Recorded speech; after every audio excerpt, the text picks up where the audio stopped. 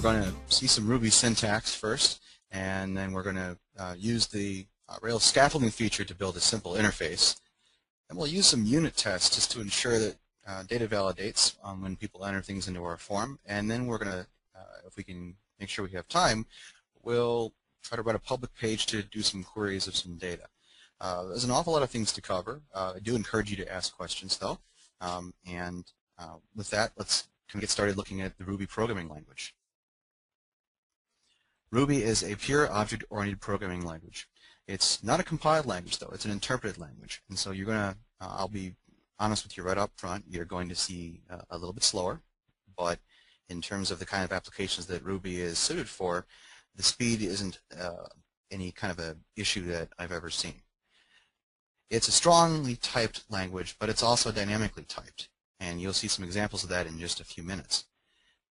But one of the biggest advantages to Ruby is that it's cross-platform. We have an interpreter written in C, but we can also run Ruby applications on the JVM using JRuby, and the Iron Ruby project allows us to write Ruby applications on the .NET framework.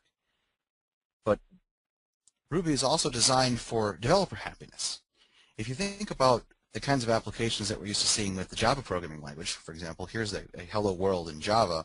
We have a lot of boilerplate code that we need to use, that we as developers need to either type or generate for us to just print the hello world string to the screen. Ruby deals away with a lot of that, and now you can see in the bottom of the slide that the hello world program in Ruby is just one line. Now behind the scenes, of course, there's an additional setup from the framework or the language itself doing things for you, but you as developers don't have to type the code. And when you think about the amount of Java code here in this example that you need to type just to get nothing to happen, you can kind of extrapolate that out to what development with Ruby can be like on a larger scale. Another example of developer happiness is that since everything in Ruby is an object and it's a pure object-oriented language, everything including integers has methods on it. So you can call things like 10 times do puts hello, and you'll get, that's how we do looping. And it's designed to be easy to read and low ceremony. Of course, there are lots of familiar things. Most programming languages have similarities, and Ruby is no exception to that. You have your basic math, plus and minus and multiplication and division. You also have basic strings. We use double quotes. We can also use single quotes. We can use the plus sign to concatenate these strings together. And we have our variables. We define a variable, and we don't have to define an explicit type. We don't have to say that something's a string or something's an age. When we assign a value to the variable, then the data type becomes locked down. So we are going to be forced to cast these things. So we use, in this case, where we're going to put out Homer has 2 donuts on this slide, we're going to need to convert the number to a string so that we can add it to the rest of the strings in the sentence. If we don't do that, we'll get an interpreter error and the program will halt. Of course, this is such a common pattern in string concatenation, is such a common pattern that we use a shortcut in Ruby, and you'll see this shortcut used quite frequently. Ruby gives us the ability with the double quoted strings to evaluate expressions, either just printing out the value of a variable or placing complex expressions or function calls inside of the string. We use the pound sign and the curly braces syntax to do that. And this automatically casts the result to a string for us also. Ruby has the familiar operators that you see in most languages. We use the double equal sign for equality, and we have greater than, less than, equal to.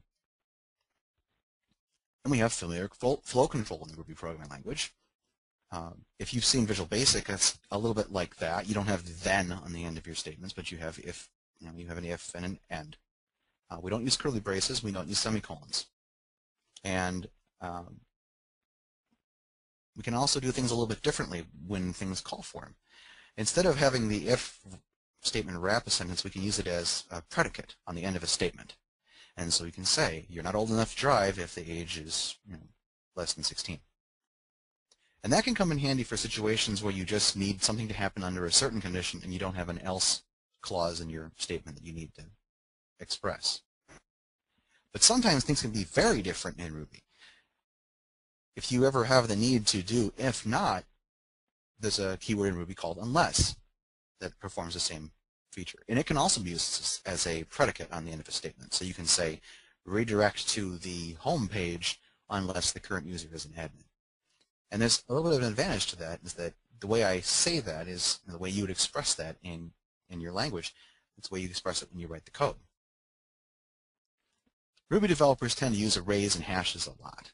So we'll use arrays, which is the first example, and just a comma-separated list of objects. We also use hashes or dictionaries, key value pairs. So in this example, we have an age and a first name and a last name, and we have that character there. It's an equal sign and a greater than sign, and what you're looking at there is what we call a hash rocket in Ruby. And so whenever you see that in Ruby, you're working with a hash. And I bring that up because we tend to use hashes a lot for parameters that we send to our methods. One thing that you might also see are these. They look like variables and they start with a colon, and those are called symbols. Symbols are just labels in Ruby. Since everything is an object in the Ruby programming language, then when we create a new string, then we're actually creating a new object and taking up memory. Symbols can be used in places of strings where we need to label things, and we can conserve memory that way. So we use them a lot of times for lookup keys and hash tables and things like that. In Ruby, we also have methods, and we define methods. They're like functions in JavaScript or other languages. We define them with the def keyword, and then we list the parameters. And again, because the parameters, Ruby is a dynamically typed language. We don't have to specify the data types of our input parameters for this method. We also don't specify the return value, because the return value of a method in Ruby is the value of the last executed statement by default. And so in this particular case, this method is just going to return a string of hello, first name and last name. We also define classes a lot in Ruby. Since Ruby is an object-oriented programming language, then the programs that we write with Ruby are going to be object-oriented as well. And we can define classes the long way on the left, which we've got a pretty simple pattern, pretty common pattern in programming. We have a couple of instance variables at the top there. And we know they're instance variables in Ruby because they have @ signs in front of them. So whenever you see the single @ sign in front of a variable, you know that you're working with an instance variable. So we have the instance variables there, and then we have getter and setter methods to give our users access to the values stored in the instance variables. We don't have the ability to create public instance variables in Ruby. They're private by default, so we need to use getters and setters for that. But this common pattern can be replaced by 3 lines on the right. That one line, attribute accessor, there, creates the instance variables, the getters, and the setters. And then we could override whichever ones we needed to override for later purposes. If we needed our first name and last name setters to be a little bit more complex, we could override those. But to make it clear, these two pieces of code they perform exactly the same functions. We create new instances of our classes with the new method. So in this particular case, we have our person class. We'll use person.new, and that'll create our new instance. And once we've created the new instance, we can call our methods on it. Then we can say Homer.firstName equals Homer, and notice that looks a little bit like almost setting up property. So it just turns out that a convention in Ruby is to have our setter methods have an equal sign as part of the method name. And this leads us to a topic in Ruby called semantic sugar. We can use setter and getter methods, as we're used to using in our programming languages, but we can use the equal sign as part of the method name on the setters, and we can put a space in front of them, or choose not to. Ruby doesn't care. It will remove the space from the method name if we were to put it in there, and that allows us to make a little bit more readable code. Look at the first example, Homer.firstName equals Homer without the space, and then you can do the same thing with the space. So the equal sign is actually part of the method name and not just an assignment operator. Of course, Ruby is a dynamic programming language, and we don't have nearly the time we would need to explore all the ways that Ruby is dynamic, but I can tell you that we can ask Ruby questions about what methods objects have. We can call methods as strings using the send method. We can ask an object in Ruby if the method exists on an object, and we can use Ruby to write code that writes code. And all of these things go together to give us the power of the Ruby on Rails framework. when you hear Ruby on Rails, a lot of times people think that Ruby and Ruby on Rails are the same thing, and they're really not. Ruby is a great general-purpose scripting and object-oriented programming language. Ruby on Rails is a framework implemented in the Ruby programming language which is designed to make it fast and easy to build web-to-database applications. It's extracted from real projects, and it's not designed academically. So you're not going to find a lot of things in the Ruby on Rails framework that are just might be nice to have. You're going to find things that have been used in the wild, things that have made developers' lives easier. And a lot of the things about Rails are unique to Rails because of the Ruby programming language. There are not terribly many programming languages yet that can do some of the things that Ruby does under the hood to make the more advanced features of Ruby on Rails possible. Ruby on Rails uses the MVC design pattern. It's a very common pattern these days with web applications. We'll have models in Ruby on Rails, and those will work with the data, the databases, and they'll follow the business rules. They won't be concerned about presentation, and they won't be concerned about dealing with sessions or user requests. Then we'll have controllers, and those will handle the requests from the users, communicate with models, and render the views. And finally, we'll have the views. And those are the pieces of the application that display the user interfaces. So a listing or a web form are going to be views. These separations make it easy for us to move things around and make it easier for us to design our application.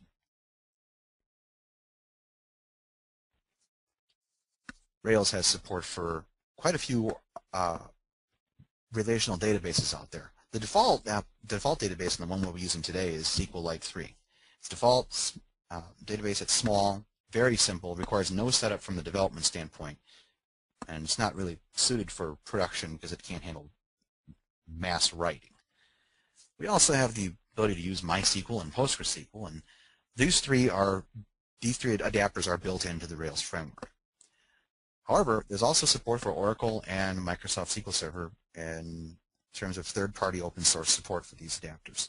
They work very well. For this webinar, we're going to build a very simple class registration system called OnCourse. We're not going to be able to have the time to build the entire application, but we do want to build just the section that lets administrators manage the courses that they're going to create. So we're just going to have a very simple database, one table for now. We'll have the courses table, and we'll have a title, a description, seats, and the price of the course, the start time and the end time. And these attributes on this will give us just enough to show you how the Rails framework goes about doing things. We'll be using a feature of Rails called ActiveRecord, which is an ORM library that wraps rows of our table as objects. It uses many features of Ruby to write code for us by inspecting the database. So if we follow some conventions, the Rails framework is going to write a lot of code for us in terms of getters and setters on our models, using a method similar to the attribute accessor method I showed you earlier. But it's also going to be able to write SQL statements for us based on the conventions that we follow. It's up to us, though, as developers to either understand the conventions that Rails provides and follow them, or know how to make the modifications. In this webinar, we're not going to get too wrapped up on how we can customize Rails to talk to our existing databases. We're going to focus strictly on how Rails works in a brand new greenfield application. To do that, we'll talk about very briefly the ActiveRecord Database conventions that Rails uses. In Rails with ActiveRecord, tables need to be pluralized. So we're not going to have a course table, we're going to have a courses table. And we're going to have a primary key on these tables called ID. It's not going to have any prefixes or any suffixes. It's just going to be called ID. And we're also going to have suffixes with _at for times and _on for dates. So we have started at and created on and things like that. And if we provide fields called created at and updated at on our database, if we create those fields, then ActiveRecord will date stamp these for us whenever we save and update our records in the database. We don't have to populate those columns ourselves. We can just say change the first name, save it, and Rails will timestamp those columns for us. So we get a little bit of power by following these conventions. When I say we don't specify the primary key in migrations, what I'm talking about is this feature of ActiveRecord called migrations that lets us manage the changes to our database using Ruby code. So rather than having to write SQL scripts and figure out where we're going to store those, we can keep the changes that we make to our database right with our code, right with our application code. And then when we make a change to our table, we can run a script that updates our database. And the same scripts that we use in Ruby on our development databases can be used against any of the other databases that Rails supports. So I can build up my database schema using SQLite 3, and I can go to production and have that same script create my databases in the Oracle or Microsoft SQL Server or Postgres environments. This is what a simple migration might look like for our courses table. We say create table, give it the table name courses, do, and then we specify the data types that we want for all of our columns. These data types will be translated for us by the database adapters.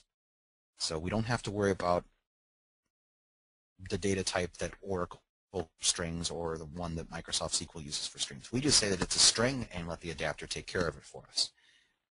We also have the ability to do decimals and integers and date times, and the adapter maintainers have provided additional capabilities to Rails. So if you're trying to use specific Oracle or specific Microsoft SQL Server data types, those are available in the migrations syntax as well when you have those drivers installed. We run a simple script called Rake DB migrate to apply whatever changes are waiting in our migrations to our database. This is a tool called Rake, which if you've ever done anything with Make or Ant, you understand the concept. It's just a task language, and it's used to manage our databases in the Rails environment. It's used to run our tests, and it's used to run a whole bunch of other things. As you do Rails development, you'll become very familiar with Rake. The last thing we're going to talk about in this section is scaffolding. Scaffolding lets us create a model, a controller, and all of the views for creating, retrieving, updating, and deleting the resources that we specify. It also creates the database tables and the columns for our data using the migrations. So all the things we talked about, having the model, having the controller, having the migrations for us, we can do all of this using scaffolding. And so let's do a very quick demonstration of scaffolding.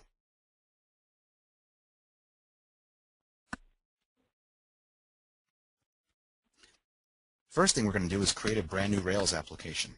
We'll use the Rails new, and we'll call it OnCourse. And this command creates a new directory called OnCourse, and it fills in all of the files and folders that we need to get a basic Rails application running on our machine.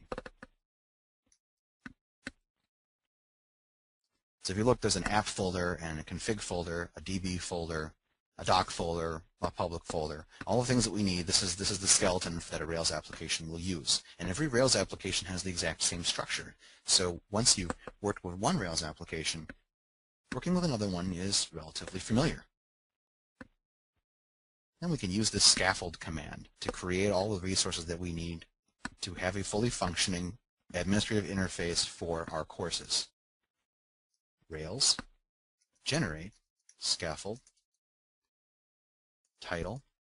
Well, Rails generate scaffold needs to know what the resource is called first, so we say courses. And then we tell it what our database fields are going to be. Title, colon, string. And we use a space between each one of these pairs. So we use a colon to separate the data type from the field name, and then we use a space to go to the next pair. Description, text, and then we'll use price, decimal, seats, integer,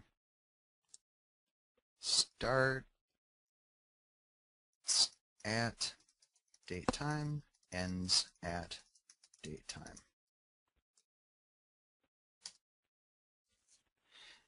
When we've run that, it invokes the scaffold generator, and you can see that it creates at the very top, it creates a migration for us. It creates a model, our course model. It actually creates the beginnings of some tests for us so that we can write unit tests for these things later. It adds what's called a route, which helps a web server find the controllers and actions that we're looking for. It then creates a bunch of views for us in the views folder, and it even creates a style sheet, a base style sheet for us to use in our application. Now that we have all of our pieces in place, we need to run the Rake DB migrate command to get our test database running, or get our development database running so we can try this out.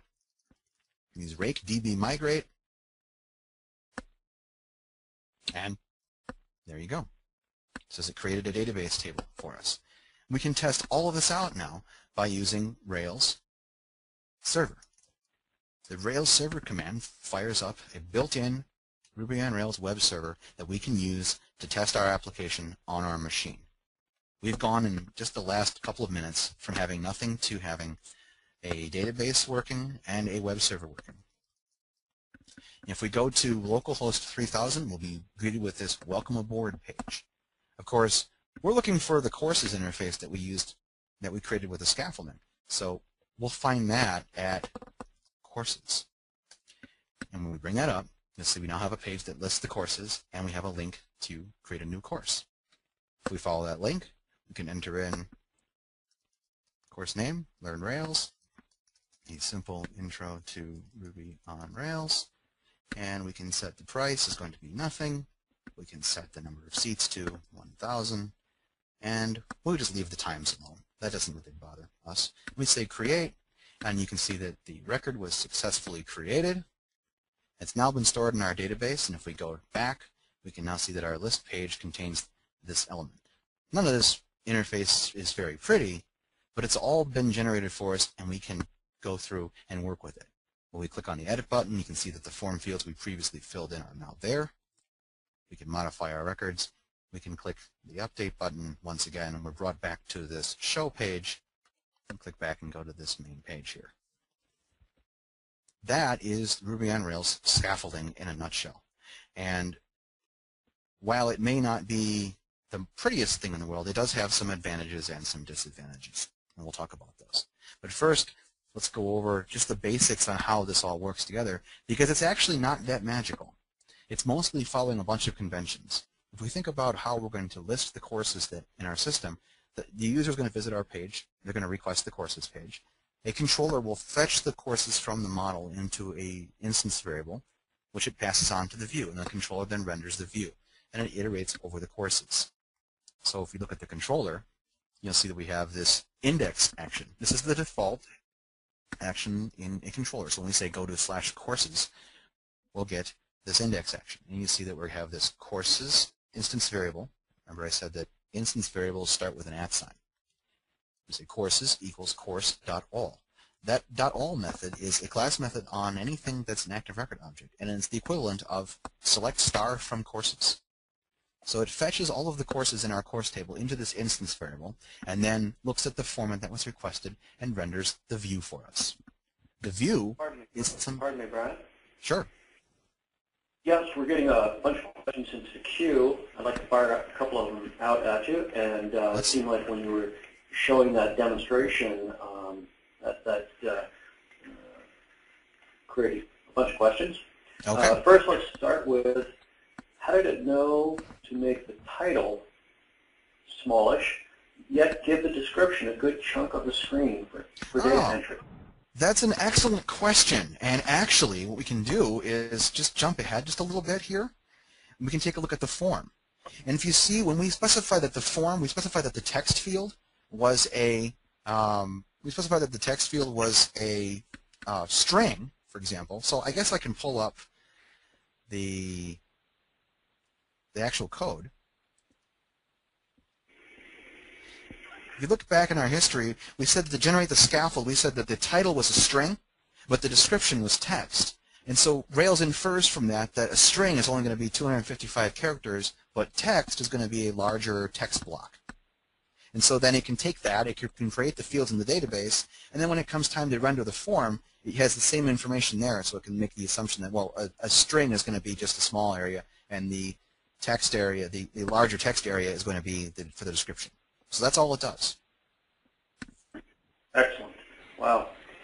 Another question. There was no ID column in the courses table. That's correct. That's correct. Primary key is optional. No, primary key is not optional by default. It is handled for you by the migration. When we made the scaffold command here, then it generated a very first file called a migration for us called create courses. In this create table statement, we don't list the ID, and by not listing it, we're telling Rails that it should create one for us. Since it's the default, it's the 99% of the time you're going to want one, it's just going to do it for us. We can specify that we don't want one, or we can specify what we want the primary key to be called. But by leaving it off, Rails will just assume that it will follow its conventions, that you want it to follow its conventions. Fantastic. Thank you very much, Brian. All right. Let's continue on poking around some of this code. This is the view that we used in our application to list the courses. We've collected the courses from our controller. You can see we collect them in this instance variable. And now we can display them on the page. We use an each loop. This is like a for loop in Ruby or a for each loop in other languages, but we can take this courses instance variable, and it's an array. I'll tell you that right now, that we're getting this bunch of records in the database. They're stored in an array. We'll loop over those courses, and for each one of those courses, we'll have this course local variable. Notice there's no @ sign in front of that. That means we're dealing with a local variable now. And then we use a syntax that's very similar to classic ASP and JSPs to print this stuff to the page. So we have some table data cells here, and we're just putting out the course title, the course description, the course price, the course starts at, and course ends at. And then we have these links. This link to show, and we just actually pass that link to function. We pass it the object, and it can figure out the link that should be made to go, how to show that individual course. And we'll go over how that works in just a second. We also have a link to edit, and you can see that there's a method that will generate, based on the course's ID, there's a method that will generate the URL for us for editing a course, and there's also a method that generates a link to deleting a course. And since this is all based on convention, there's not really much magic going on here either. It just knows what conventions are, it knows that you have a courses table, it knows you have a courses controller, and everything from there is all create, retrieve, update, delete, and it can just do that for you. When you follow the basic conventions of Rails, you don't have to do terribly much work. But there's an additional flow that happens when you create courses. Or in this particular case, we have two parts to the creation of a new element. In any application, any web application, you always have to show a form to the user that they fill out, and then they submit that form and you put the data in your database. Some developers are comfortable having both of those be part of the same action, and they'll use a post back or some other method. With Rails, showing the users the form to create something new is a completely separate process from actually creating the new thing that the user has requested. So when a user chooses the new course, a link on our page, the controller calls a method called new, and it gets a new instance of a course object, a blank new instance of a course object. The controller then renders a view that builds the form from the course instance variable. This is the new controller. This is the course controller's new action. We have a def new. Actions in controllers are just methods, public methods on a class. So we have a new method here. This gets a new course object. So that way it knows what columns are available. It knows that it has a description column and a title column. And then it can render a new form. And what you see with this new form here, for example, is what a new form might look like. We have a form for tag at the very top that takes the object in. And the form decides that, well, it's a new object because it doesn't have an ID column. So then it creates the form link to post it to the appropriate controller action where the record can be saved to the database as a new record. The rest of the code is relatively self-explanatory. You have a label field and you have a text field for each one of our database fields. But you can see that there are Rails helpers for text fields, and there are Rails helpers for date time selects, and there's even a helper for the submit button. And notice we don't specify anything on the submit button. We don't specify a label, but Rails is able to say, well, the type of the object is a course, and so I will put as the value create course. It's all based off of the conventions that you provide. So when the user hits the submit button, the parameters from that form are transmitted to the controller, and the controller then creates a new instance of a course object again. But this time it populates it with the contents of the parameters that the user sent. If the course is able to be saved, then we redirect to the show page for the course and display the appropriate message. Course was created successfully. If it doesn't work, then we just show the new page again, and the form can be redrawn using the data that's already still in memory on our web server, and the fields are redisplayed, and any error messages are also displayed on the form for us. Now, this is a very, very common pattern that you'll see in every Rails application, and these things are given to us by the scaffolding, and so it's a great learning tool. If we think about how we're going to edit records, it's exactly the same as creating new records, except that instead of us instantiating a blank object, we instead let the user choose which one they want to edit, and the controller fetches that record from the database, then displays it on the form. It actually uses the same form that it used for creating a new record. So you're actually sharing the code there. There's no reason to have a separate form if all of the fields are the same. There are, of course, cases where you'll want to have different fields, but as far as Rails treats it, it's not mandatory. Controller for update looks almost like the controller for creating something. You create a new course by grabbing the record from the database this time, and then we call an update attributes method, which takes in the parameters, sets all the parameters behind the scenes for us to us in the database, saves it to the database. If it saves successfully, we redirect them. If it doesn't save, we show them the errors. Use this pattern all of the time, and it's basically made available to us by Rails investing in something called REST. It's a web service protocol, if you will, representative state transfer. It's a way for us to map up the common CRUD functionality, create, retrieve, update, and destroy, or create, read, update, delete, whichever you prefer, and with HTTP verbs and valid URLs. If you have a unique URL for something with a verb, we can pretty much route all of the traffic from our application following this convention. This isn't true REST, this is the way Rails treats REST. And there's simply not enough time to go into it in great detail during this webinar, but I will show you that this is how all the magic in our scaffold works. We have a URL for courses. When we post to that, then it's going to call the create action of our controller. When we do a get request to the courses, which is our default action, it's going to call the index action. And so Rails looks at the type of request that comes in and determines which controller action it should call by looking at the HTTP verb that was passed in from the web browser and the URL that the web browser is requesting.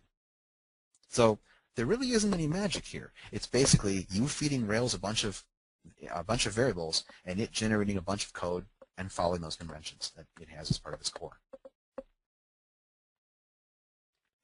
And we talked about being able to use the same form. A lot of the helpers in Rails use a thing I call smart routes. It can look at the variable that we pass and it can say, well, if the course variable has an ID, it's a new record. If it has no ID, then it's a new record. If it has an ID, it's an existing record. And a lot of these things can do that based on the convention. They can ask the variable, what are you? Are you a string or are you an object? And if you're an object, are you an active record object? If you're an active record object, do you have an ID? Yes, you do. Then we need to make a URL that goes to this location.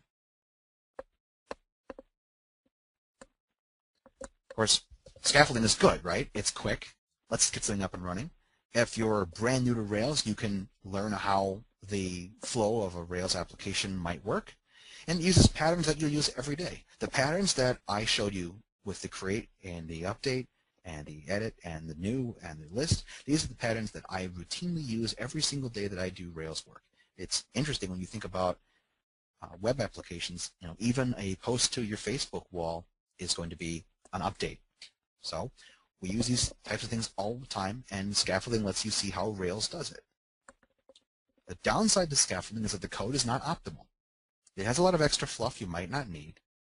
It's very simplistic. It only deals with one table. There's no child records. You're not going to be able to put drop-downs to associated records. I'm not going to be able to put this course in a category with the scaffolding. I'm going to have to get in there and do some other code, and it's also not easily testable. And so the key is that professional Rails developers do not use scaffolding in production work. We may use them to test out a theory. We may use them to see how something might be done, but it's not something that you're going to see in real application work. But it is something that you can build upon. If you think about scaffolding in terms of building materials, this is what the terminology is for. It's you start with a scaffold and you get rid of the scaffold. You're done with the scaffold once you have a finished product. So it's not something you're just going to scaffold up a bunch of models and throw the application into production. But it is a great learning tool that helps you see how Rails development actually works. Are there any questions before we move to validations and tests? Nothing in the queue right now. Thank you. Excellent. All right.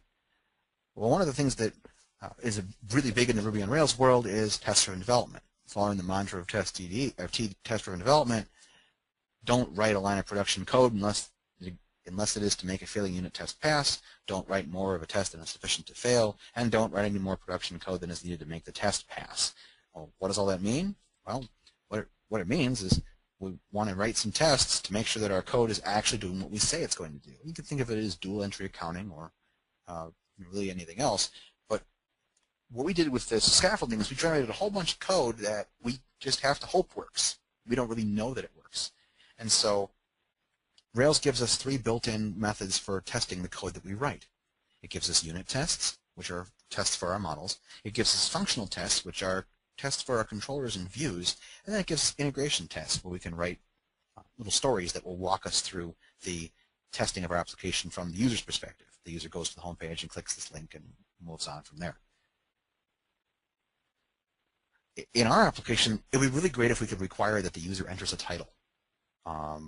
We probably want them to add more than just a title to their course, but we want to make sure that they have to enter a title. We refuse to save the record without a valid title.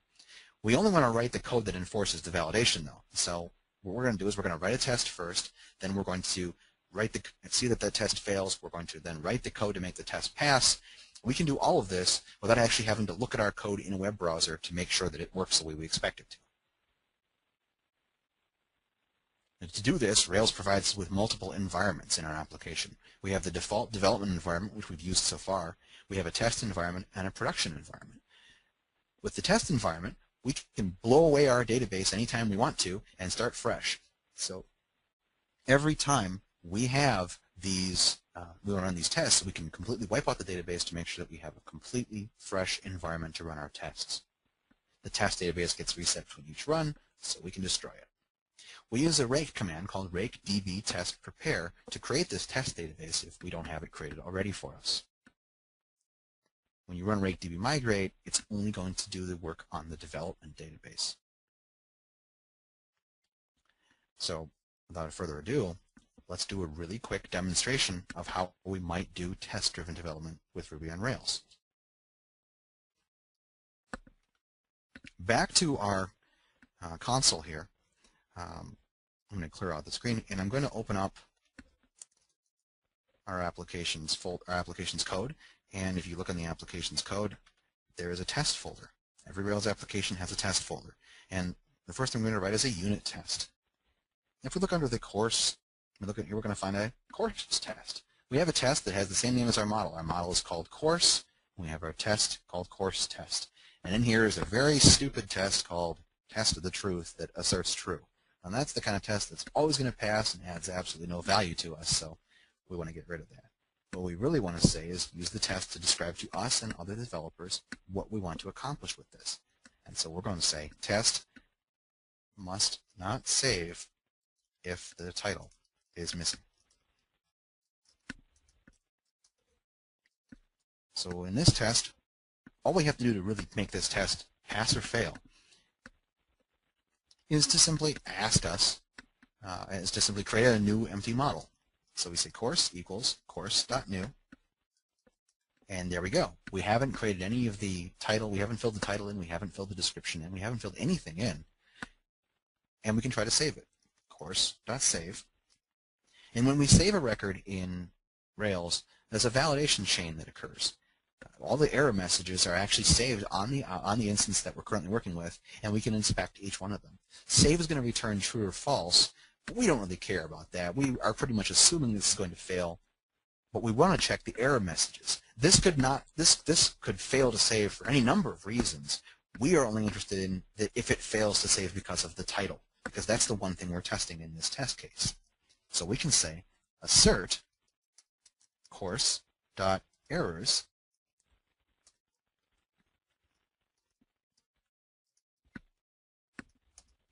title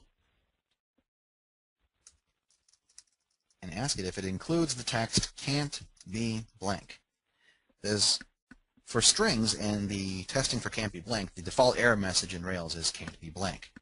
So if we were to change that, we could certainly do that. But assert is going to show us that our test is, if this statement returns true, our assertion is true, and our test passes. So that's just a very, very simple test case for us. We can use Rake test units on our command line to see if we have a broken application at this point. And it's going to tell us that the test failed.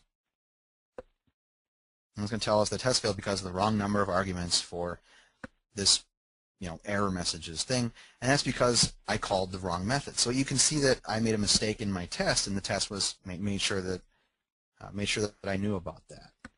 And the reason I made the mistake is that I really wanted to use this because the errors collection is not a function or a method. It's actually an array, or actually it's a hash. So I have to pass in the symbol of the value that I want in for that hash to get the error message out. And see, the tests are sort of your buddy, your friend, sitting over your shoulder, helping you write code. And so now we see that false is not true. You can see right from here, failure, test must not save the title is missing, false is not true. So that's what that tells us is that our assertion that we wrote, it just doesn't work for us. But that's actually what we expected. We expect this test to fail because we haven't implemented any restrictions in our application that requires us to fill in the title.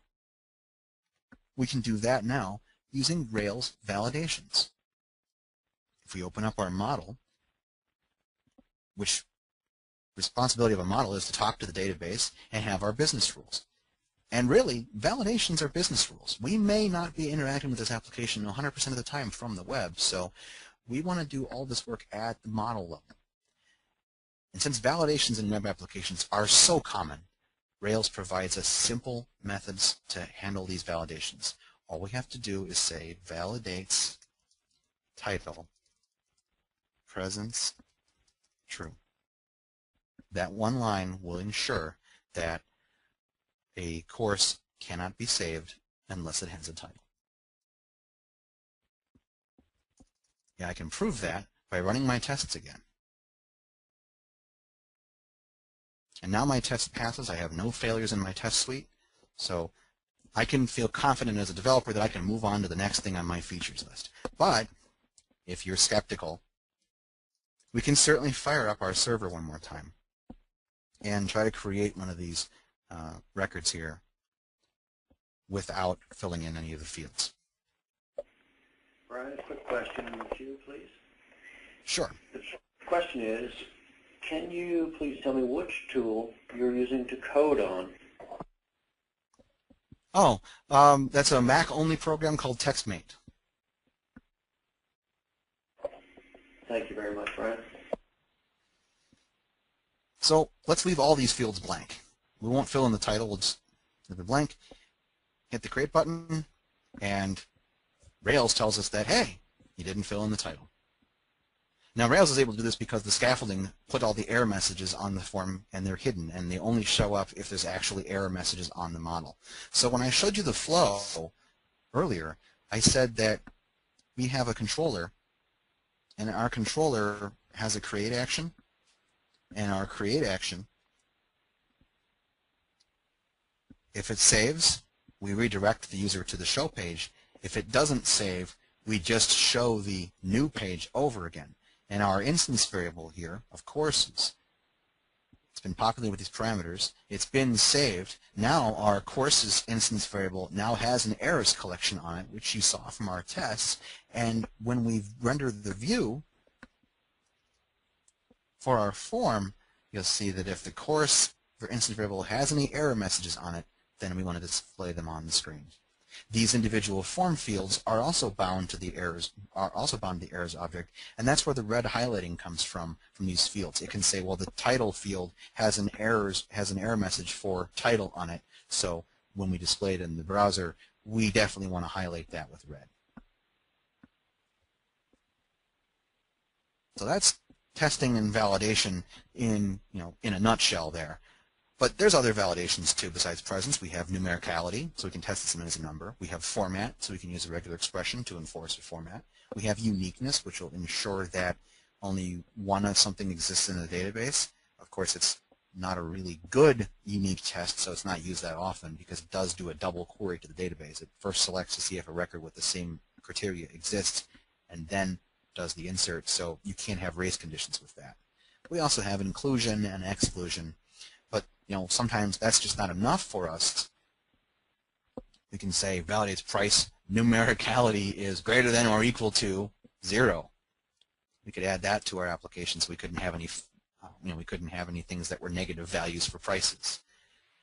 We can also make custom validations with a validate method, and we pass a symbol of a method we want to call as part of a validation chain. So we can make our own method of the test to see that the start and end date are appropriately set. And of course, we want to write tests for these validations before we actually added them to our code so that we make sure that they were working for us. Any questions at this point? Nothing in the queue, Brian. Excellent. So we'll move on to... Pardon me. We've got a question coming in. I'm sorry. Hang on 1 second, please.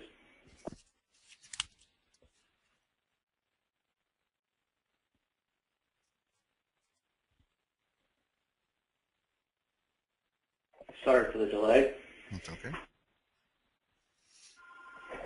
Well, somebody coming in, they're rolling off my screen. Here we go. What's inclusion validation? The inclusion validations are for ensuring that the values that the user is entering is within a certain number of, or is within a certain range of values, like male and female, or one of the 50 states. So you don't have to say that you can. It's a very quick check to say validates that the state is validate inclusion of state within Wisconsin, Michigan, New York, Rhode Island, Connecticut, whatever. That's what it's for. And you can also have validates exclusion so that it can't be one of these values. Thank you. What software can I use to program it apart from TextMate? There's a really great IDE that called RubyMine, which is cross-platform, written in Java, and costs about $100. It's great. It has IntelliSense and a lot of advanced features that people might rely on. I will tell you, as a Ruby developer for over 5 years, that IntelliSense in the Ruby world is greatly overrated and most of the time not necessary because things follow very common patterns that you learn in about a couple of weeks. But there's one called Redcar, which is a IDE for Ruby written in Ruby, and it has a lot of the same features that TextMate has, including the project drawer and the right syntax highlighting and a bunch of other great features. That's completely free, completely open source, and very easy to set up on your machine. Also runs on every platform. Great. This one seems to be about Mac, obviously. If we don't have a Mac, which tool can we code on? Well, Linux and Windows have great support. I actually spent the first 3 years of my Rails development work doing it on Windows machines. I have a lot of experience helping other people with Windows, and most of the training that I do for people is on the Windows platform. But works great on Linux. What we tend to do is actually serve these applications on Linux servers for production. We tend to do a lot of development on Macs and Windows, but there are plenty of Linux developers as well. Do you have a suggestion for the best IDE to use for Windows? Best IDE to use for Windows right now is, I think Redcar is probably the best right now because it's free, open source, and very extensible yourself. If you do want to spend the money for RubyMine, that's not a really bad choice either. It's $100. It's very advanced though. Very nice, very well written.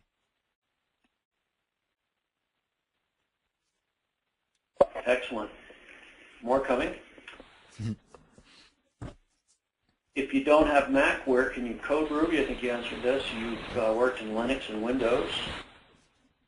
Yep. Anything else besides Linux and Windows come to mind?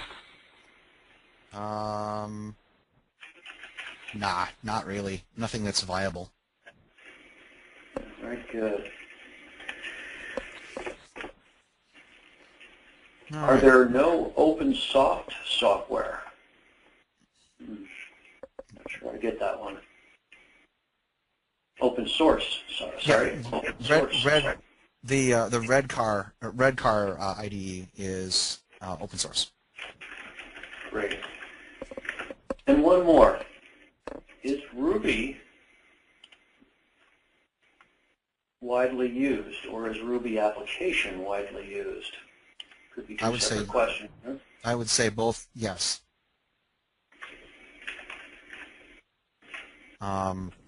Examples of that, that's not terribly hard to find. Twitter's front end is, the Twitter website, Twitter's front end is Rails still. It's Ruby on Rails. Wikipedia's mobile application, the mobile website is, I believe, runs on Rails. There's quite a few larger applications. It's being used at Oracle, and it's being used at Cisco. It's being used at Amazon.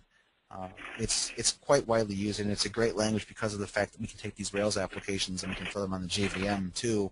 Using JRuby, we can integrate with a lot of the existing core Java classes as well. Excellent, Brian. Thank you very much. All right. We only have a few minutes left, and I want to talk about just querying for a second. And one of the things that we can do with, in a development environment is test our queries out. We need a way to be able to actually have data in our database, and Rails provides the seed RB file in the DB folder of your application, and that you can just put Ruby code in that file and create records. And we're just using straight Ruby active record calls here, so we use chorus.deleteAll that deletes all the records, and then we can use chorus.create, and we can pass the create method a hash with the keys and values for all the fields we want to set. We just keep typing those in there, and we run the Rake DB seed command. We can put this data in our database, and so we always have some data we can test with. We can use this to then use active records finders. Finders are probably one of the neatest parts of Ruby on Rails, and one of the things that you encounter very early on. We have in our scaffolding, you've seen that we can do course.find and course.all. So we have course.find1 that finds the record by its primary key. You see select course star from courses where course ID.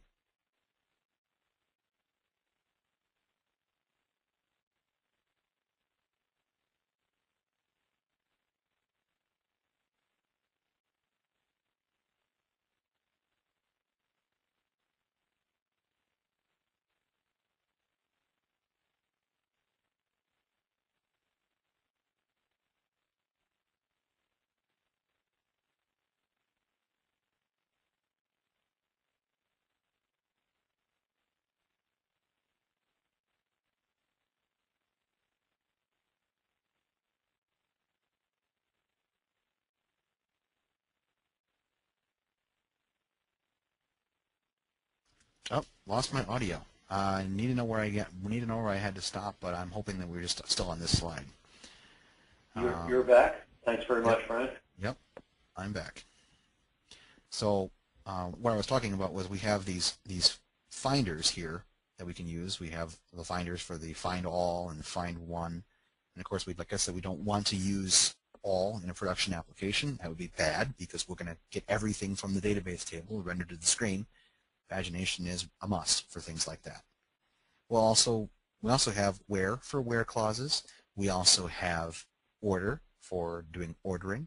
We can order on the title field, for example. We have find by and find all by, and these are dynamically generated for us based on the fields we have in our database. So it's able to inspect that we have a title field and we have a seats field, and so we can do find by title and seats. Learn Ruby, 25. We can do find all by seats, 25, to find all the records by seats. You can see from this that we can construct these SQL statements without writing SQL, and it will work on all of our databases that are out there. Of course, we want to make sure we don't have any problems with SQL injection, so you can see that it's handled for us with simple IDs. Those are always converted to integers, so it won't get into our database at all. And then we can see that the where clauses, we have a prepared statement, something similar to prepared statement creation, where we use these question marks to put the values in, and any of the strings that get put into the question, assigned to the question mark variables there, get sanitized for us. But we also have the ability to make scopes. So scopes are our own custom queries that we can attach. We can attach these by saying scope by date and then give it the clause that we want to apply. We also have the ability to do evaluation at runtime, since we have to use this lambda feature here in Ruby to delay the evaluation of time zone now. if we didn't use that, then the time zone now, the current time, like 1 o'clock Central Time or 2 o'clock Eastern Time, would be frozen in our Rails application forever until we restarted the server, when it would then get a new value. We want the current values, so we use Lambda, which lets us delay the execution for later. But the point of this is that we have a scope. We have 2 different scopes here, and we can then call them. We can do course.upcoming, course by date, and we can chain them together, course.upcoming.by-date. And when your coworker sees that code, it's going to be very, very, very easy for them to reason about what you were thinking when you wrote that code. You're looking for the upcoming courses by date. And we don't have time for a demo of these features, but I wanted to tell you that one of the things that we've covered in this very short webinar are just the very tip of the iceberg. We can do model associations. We can do more complex queries than what we've already shown. Easy API creation for XML and JSON APIs. We can do background processing, simple email creation, advanced email creation, tester and development, so many more things. And with that, I want to leave you with just one thing. If you're interested in taking a course on Ruby on Rails, I'd be more than happy to work with you on that. Well, thank you very much, Brian. It was an excellent presentation. I'd like to tell everybody in our audience that we do have a class starting with Brian online January 17th. That's a hands-on class. If you have a group of people that you would like trained, you might want to consider having Brian come to your location. And so you can send us an email or call us at 1-888-803-5607 for more information and to schedule that. So thank you all very much for attending today's webinar. All of us at SkillBuilders appreciate it very much. We'll see you very soon. Thank you.